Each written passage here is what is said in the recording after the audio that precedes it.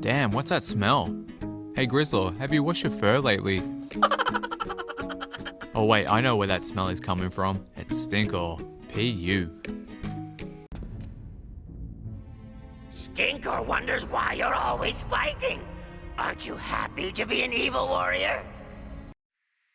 I had a small collection of Masters of the Universe toys while growing up. None of them were new of course, as they're all from the Salvation Army. These Masters of the Universe toys looked incredible in my young eyes. I loved all the features that came with these muscle bound action figures, such as Mantana with his eyes popping out, Mosquito with his blood pumping feature, and Stinkor with his vile smell. Stinkor was such a mystery to me. Was he a good guy? Was he a bad guy? Let's find out who this character actually is. If you're unfamiliar with the vintage Masters of the Universe toy line, well, each figure came with a mini comic that gives you a short story on the character that you have just purchased.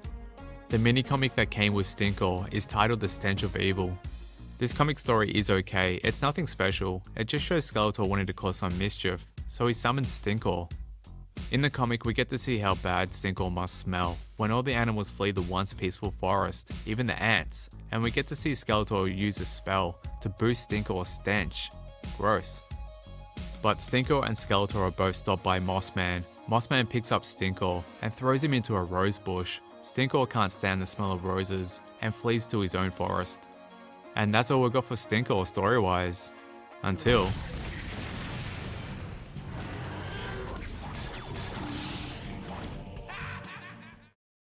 I'm going to address this now. I love the 2002 Masters of the Universe cartoon series. While a lot of the Masters of the Universe characters look different, we get background stories on characters, along with some decent storylines. Wait, background stories? Stinkor? Stinkor has his own episode, and he even has his own origin thanks to this cartoon series.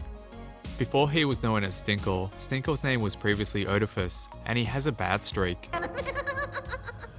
Otiva'S breaks into a science lab looking for things to steal. Skeletor's henchmen blast their way into the same science lab looking for an item called the Ecrosier. Otiva'S harasses Triclops, who is using the Ecrosier in a new invention to rid beastmen of his foul odour. Triclops leaves his lab and tells Otiva'S not to touch anything. Wanting to prove himself, Otiva'S starts experimenting with the Ecrosier and ends up blowing up the lab and transforming himself and leaving him with the bad odour.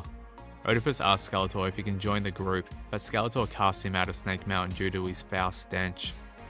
Later on, Skeletor ends up finding Otiva'S useful and has a plan, but the plan fails, but Otiva'S is still able to join the group of henchmen. At the end of the episode, we get to see Otiva'S' final form, and he refers to himself as Stinkor. Call me Stinkor! In later episodes, we even get a backstory on Stinkor. Otiva'S informs a warlord where the weapons are kept in his village. The warlord wants nothing to do with Otiva'S and destroys the weapons. Otiva'S ends up being captured by members of his village and he's sent to jail in Eternia. The 2002 Masters of the Universe cartoon series did a great job giving Stinkor a backstory and a build up to his character. Stinkor may look a bit different from the original character, but personally I think he looks way better. The extra touches they gave his character are so good. I like his oxygen tanks. I wish the original had this look.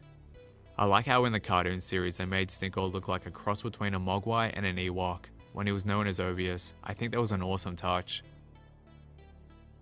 Now for the fun part, the toys. Stinkor had a few toys made for him. The original, the 2002 line, and the Masters of the Universe classics by Mattel, and a bunch of Super 7 toys that I can't keep up with. Personally, I'm happy with the original Stinkor toy, but if I had to buy a newer version, I'd go with the 200X line. This version is incredible. I think he looks like the original but on steroids. If you wanted to pick up the original vintage Stinkor toy today, he's pretty common, so you won't struggle finding him. I don't have any of the Masters of the Universe classic toys, but let me know guys, are they worth collecting? Stinkor is a great character. Even without the storyline to go off, I still had fun with this toy while growing up. But today, it's so awesome to finally discover his backstory.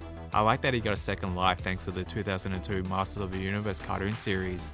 I think they did a great job.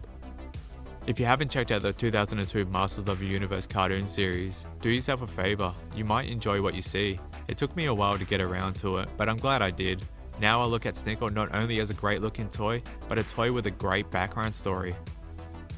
Hey guys, thanks so much for making it this far into the backstory of Stinkor. I really enjoyed putting this together, and myself, I did not know the backstory of Stinkor until I watched the 200X Masters of the Universe cartoon series. And let me know, do you guys like that TV series or not? But anyways, myself, like back in the day, I grew up with this figure. We didn't go to school together or anything like that, but I really enjoyed playing with this toy because Masters of the Universe was cool, and it was a little bit before my time, and I just really wanted it to get involved. But this guy was always at the op shops everywhere. The only reason I knew that this guy was Masters of the Universe, he had the soft head, the muscles, and he could do this. And other than that, I did not know anything more on this guy. I used to call him Skunk Man. Or he used to look kind of like a ninja because he was like hiding his face, and ninjas were cool back then and stuff. But yeah, anyways, my next review, I'm thinking of doing something Sofubi wise, kind of like an artist spotlight. I received a couple of Sofubi toys this week, and I really want to show these off because the detail on these guys are awesome. If you're a horror fan, you'll love these ones, absolutely love it. But if you're not a horror fan, you really like it as well, because the attention to detail on these toys are like top notch. Trust me, you guys won't be disappointed. Well, until next time guys, take it easy.